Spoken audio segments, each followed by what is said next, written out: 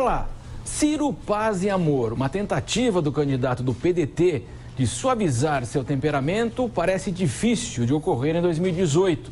Ao participar do encontro mineiro de municípios, lá estava o verdadeiro Ciro Gomes. Eu estava falando sobre isso, ele sequer ouviu e faz a mesma pergunta que eu estava falando e ele interrompeu. Então já está respondido. Então vamos, neste momento, às considerações finais do pré-candidato em 5 minutos. Perfeitamente, perfeitamente. Vão resolver o problema de vocês com conversa fiada, que é muito bom. Conversa fiada é solução para todo tipo de problema.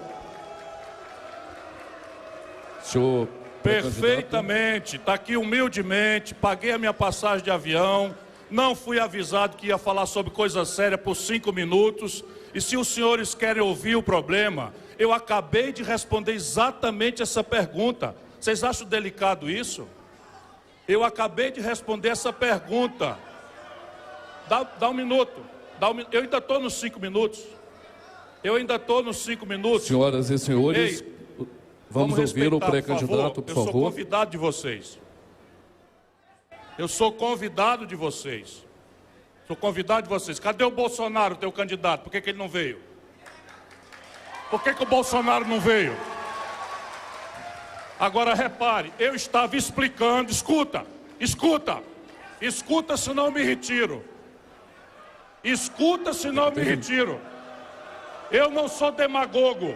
Eu quero governar o Brasil para restaurar a autoridade dessa baderna que está acontecendo no nosso país. Geraldo Alckmin, do PSDB, defendeu uma agenda de reformas.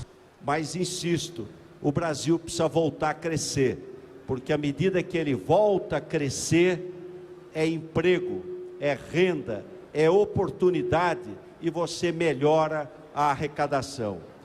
Marina Silva, da Rede, ressaltou um novo pacto federativo e também uma expansão da rede educacional. Independente de partido, porque quem é eleito pelo povo não pode ser discriminado em função de ser de um partido diferente.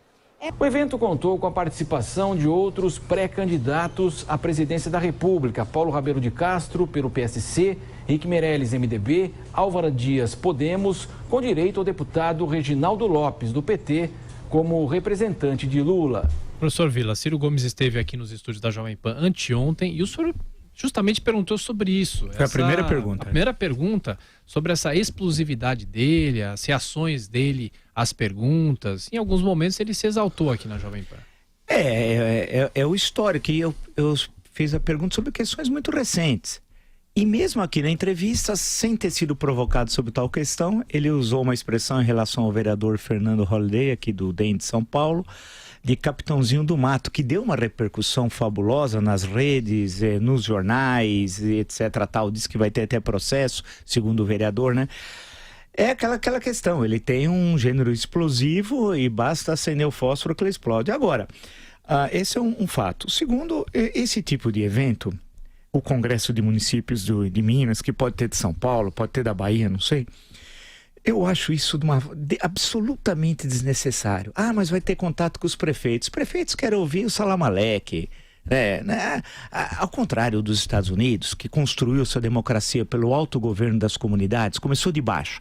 Depois vieram as colônias, depois 13 colônias, a independência, a Constituição em 1776, a Constituição em 1787, que depois foi sendo aprovada pelos estados, as antigas 13 colônias transformadas em 13 estados tal. E a partir dali a União, muito à frente, especialmente no século XX, o governo federal entende que foi adquirindo um poder maior, mas veio de baixo para cima, desde a fundação em 1607 de Jamestown. No Brasil foi o inverso.